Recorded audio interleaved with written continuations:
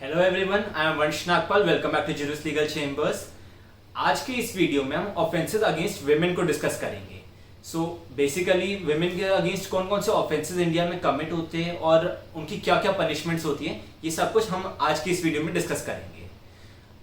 Total आज की इस वीडियो में हम 6 ऑफेंसेस डिस्कस करेंगे। First is outraging the modesty of women under section 354 and section 509 of Indian penal code, section 354A sexual harassment, section 354B, C and D।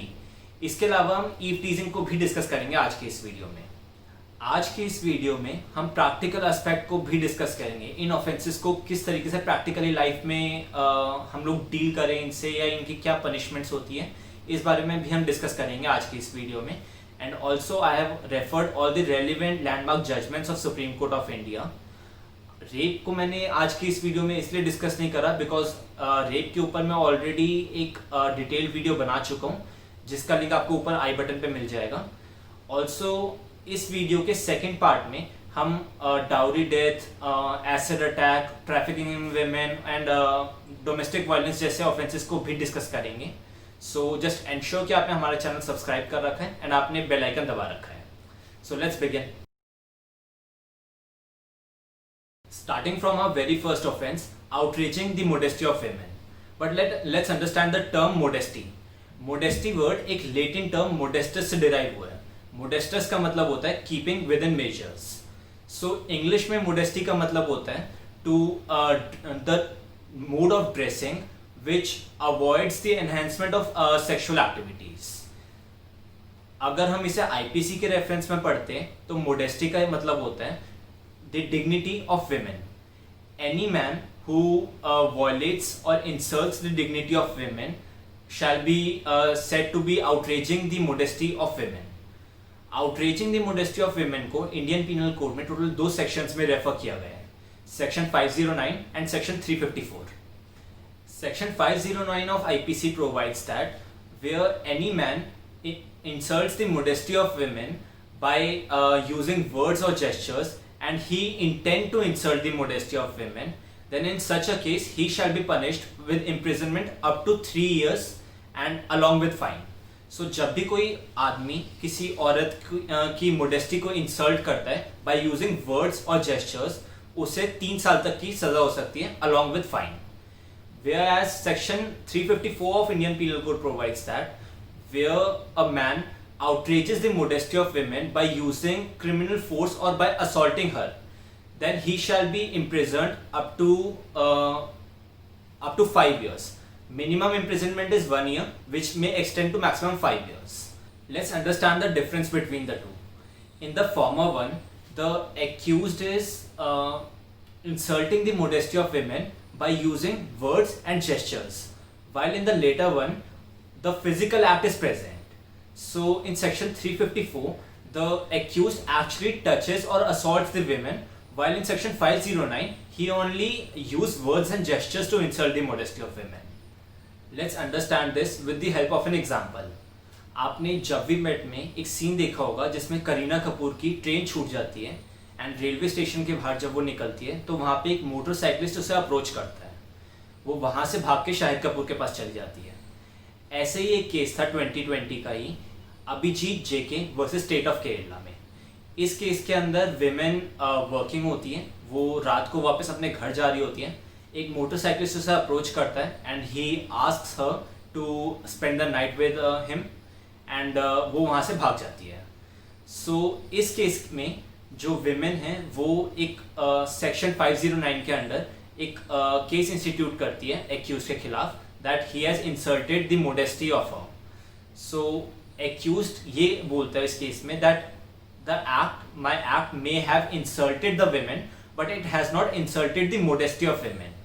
And वो section 95 का भी उसमें section 95 और IPC का भी उसमें वो लेता है that the act is of trivial nature, therefore it shall not be punished, it shall not be entertained. Section 95 of IPC says that any act which causes slight harm shall not be entertained by the court. इस case में court ये held करती है that the act of affronting the dignity and modesty of women cannot be termed as trivial in nature and hence therefore it will be punishable under section 509 of IPC. Let's understand another case, Rupan Deol Bajaj versus KPS Gill. वैसे तो ये case अपने आप में काफ़ी important माना जाता है। इनफैक्ट हमारी एक सीरीज़ है रेवोल्यूशनरी जजमेंट्स की, जहाँ पे हम सुप्रीम कोर्ट ऑफ इंडिया की सारी अब तक की रेवोल्यूशनरी जजमेंट्स को डिस्कस करते हैं डिटेल्स में। मैं इस वीडियो को भी उस सीरीज़ में डिस्कस करूँगा, जहाँ पे हम उसके पूरे फैक्ट्स बताएंगे, आफ्टर इफेक्ट्स बताएंगे, और क्या जजमेंट में हेल्ड हुआ था उसे हम आपको ब्रीफ में बताएंगे। बट अभी के लिए मैं आपको ब्रीफ में समझा देता हूँ इस केस में क्या हुआ था। So basically Rupan Deol Bajaj was an IAS officer and mister KPS Gill was an senior ranking IPS officer. He was deputy general of Punjab police. एक पार्टी में जहाँ दोनों गए हुए थे, मिस्टर KPS गिल और रूपन दियोल बजाज, वहाँ मिस्टर गिल ने रूपन दियोल बजाज को अपने पास बुलाया। वो वहाँ पे बैठी साथ में, उन्होंने उसकी चेयर को पुल करा अपने पास। शी फेल्ट अनकंफर्टेबल, वो वहाँ से उठ के जाने लगी and he slapped the posterior of the women. Rupan Deol Bajaj ने केस इंस्टीट्यूट किया FIR के थ्रू। उन्होंने FIR फाइल करी KPS गिल के खिलाफ and she instituted a case under section 354 of Indian penal code that he has outreached my modesty. So इस case में सुप्रीम कोर्ट ने ये हेल्ड करा था that if the words uttered can be perceived as the one which are capable of shocking the sense of decency of women, then such words, such act shall be termed as insulting the modesty of women. अगर कभी भी कोई ऐसे words बोले जाते हैं which are capable of shocking the decency of women, जो women की decency को violate करते हैं, then they should be termed as insult of modesty of women. One thing to note here before we continue is कि हम जितने भी offences को यहाँ पे डिस्कस कर रहे हैं which are against the women under Indian penal code, ये सारे ऑफेंसेस सिर्फ तब होंगे if they are committed by a man. अगर ऐसा कोई एक्ट कोई विमेन परफॉर्म करती है, then such act will not constitute as an offence. Just for example, India में रैगिंग के काफ़ी केसेस आते हैं।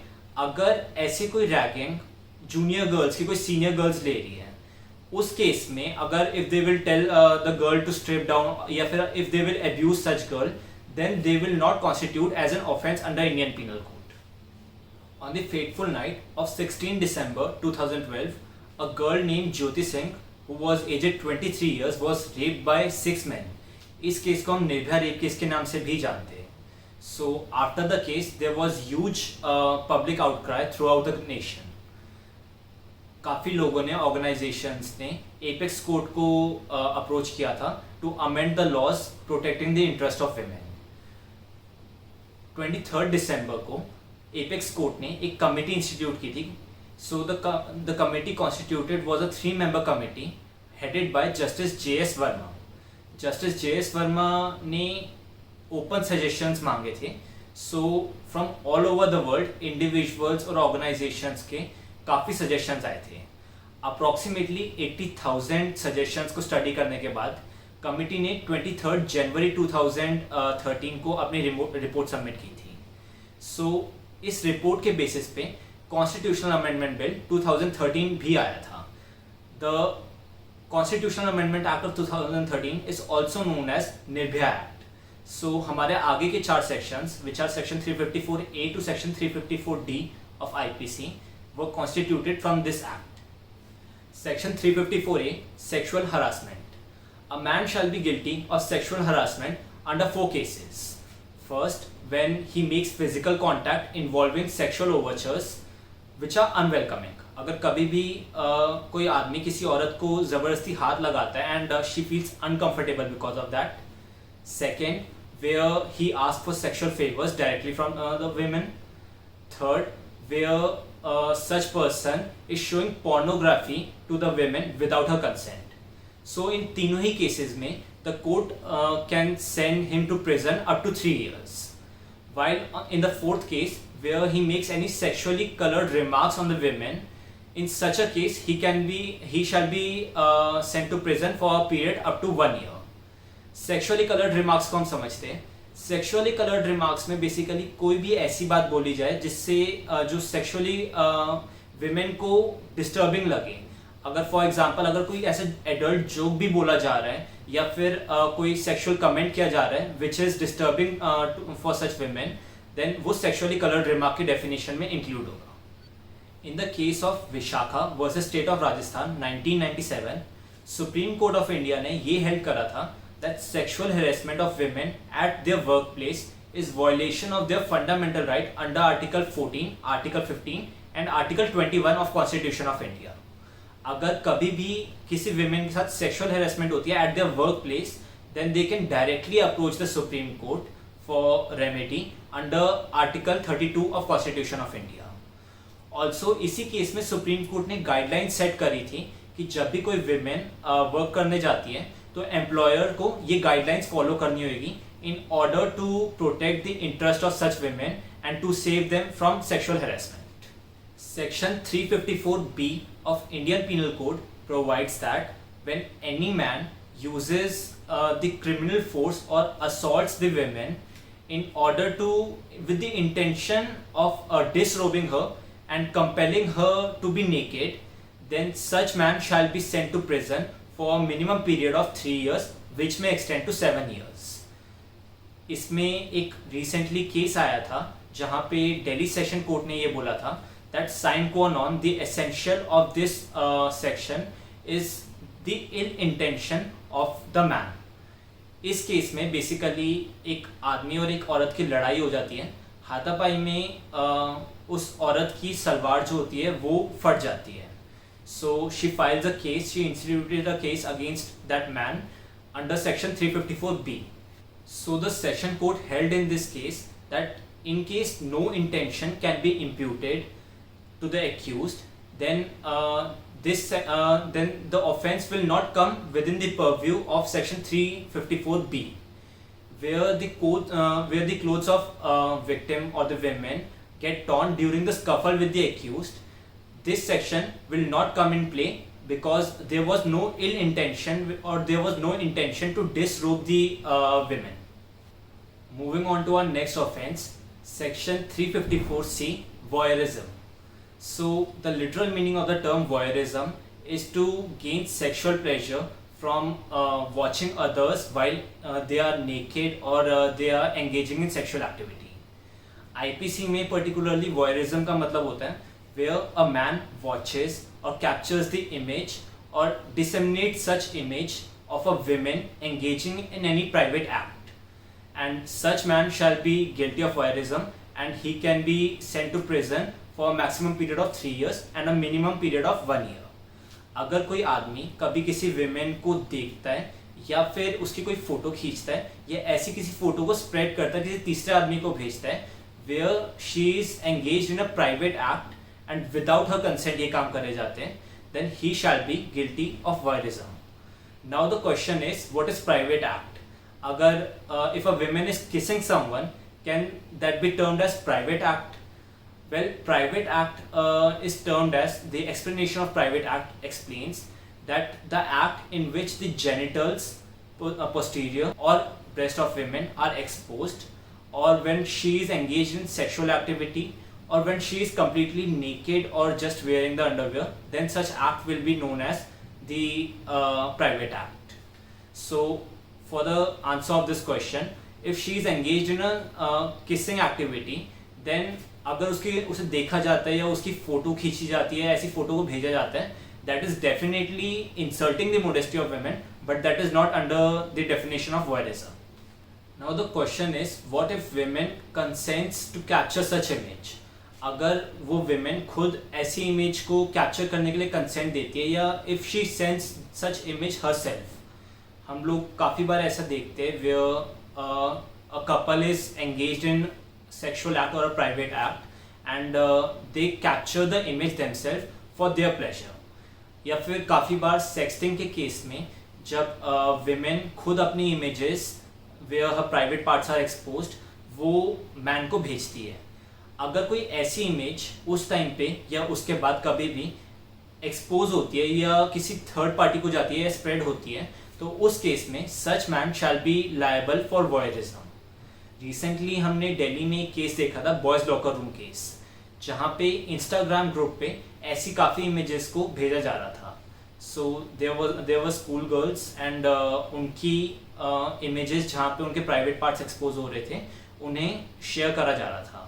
सो जो लोग उन्हें शेयर कर रहे थे they were all charged under section 354C for voyeurism.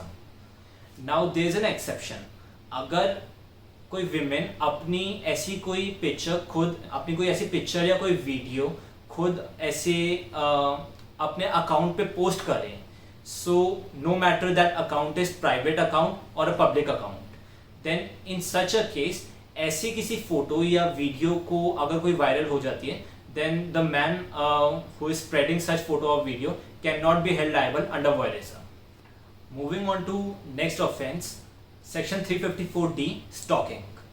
Section 354D of Indian Penal Codes provides that where a man follows a woman and attempts to make contact with her regularly in spite of clear indication of disinterest by such women, then he shall be guilty of stalking.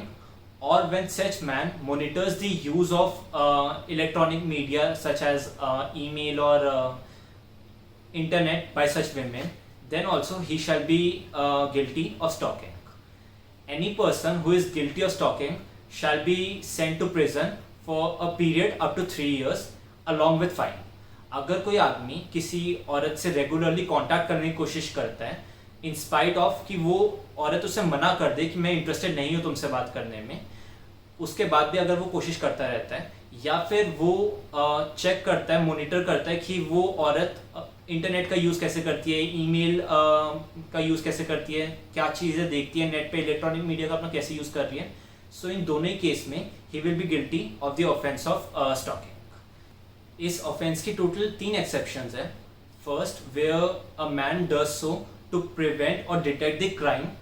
Second, where a man does so when he is authorized and pursued by any law. And third, where a man does so because he thinks that he is just and fair in a particular circumstance. So ये court decide करता है कि उस case के अंदर particular circumstances में वो just था या फेयर था उस लड़की को फॉलो करना या नहीं था. अगर केस इन तीनों एक्सेप्शन में फॉल करता है then the man shall not be guilty of the offence of stalking under section 354D of IPC. So इसमें एक बहुत ही फेमस केस था Shri Deu Bajaj Bhudake versus the state of Maharashtra 2016. इस केस में बेसिकली एक विमेन ने सुसाइड करी एंड सुसाइड लेटर में उसने ये लिखा that the accused was regularly harassing her, stalking her and उसकी वजह से उसे सुसाइड करी है. सो केस को स्टडी करा गया एंड फैक्ट्स को देखा गया. कोर्ट ने ये हेल्प करा that the accused was guilty of stalking under section 354D and he was also held guilty for abetment of suicide under section 306 of Indian penal code. Let's understand another very interesting case, Kalindi Charan Lenka versus state of Odisha 2017.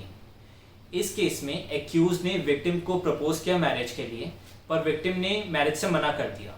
इस बात से accused को काफ़ी दुख पहुंचा and he decided to sexually exploit the victim. Accuse ने regularly mails भेजनी शुरू करी, स्कैंडलस मेल्स भेजनी शुरू करी, काफ़ी ऑब्सीन लेटर्स भेजने शुरू करे विक्टिम को. And not only this, he published some pamphlets against the victim, so जिससे विक्टिम का कैरेक्टर काफ़ी खराब शो होगा public में. After all of this, he made a fake account, FB account with the name of victim. So इससे भी काफ़ी उसमें काफ़ी गलत पोस्ट करे, कुछ इमेजेस डाली गई एडिट करके, जिससे विक्टिम की रेपुटेशन काफ़ी ख़राब हो रही थी सोसाइटी में. So the victim finally decided कि वो अपनी स्टेट छोड़ के दूसरी स्टेट में जाके अपनी स्टडीज़ कंप्लीट करेगी. विक्टिम ने वो स्टेट छोड़ के वो दूसरी स्टेट में चली गई. उसके पीछे पीछे एक्यूज भी वहाँ पे चला गया दूसरी स्टेट में, just so he could harass the victim. He decided to exploit the victim sexually, both in a online and offline mode. हार के विक्टिम ने एक केस इंस्टीट्यूट करा एंड इस केस में हाई कोर्ट ने ये बोला that this is the prima facie case of sexual harassment and stalking under section 354A and section 354D of Indian penal code. And not only this, he was also convicted for section 66C, section 66D and section 67 of IT Act, which are identity theft, impersonation and transmitting sexually obscene messages or letters. So इस case में accused को total 7 साल की सजा हुई थी. Moving on to our last offense, eve teasing.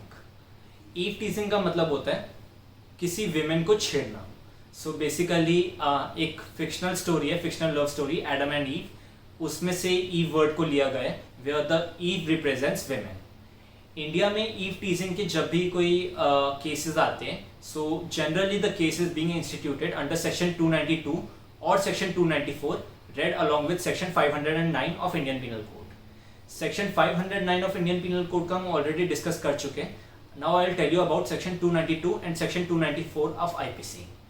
Section 292 is basically the sale of obscene articles, books, etc.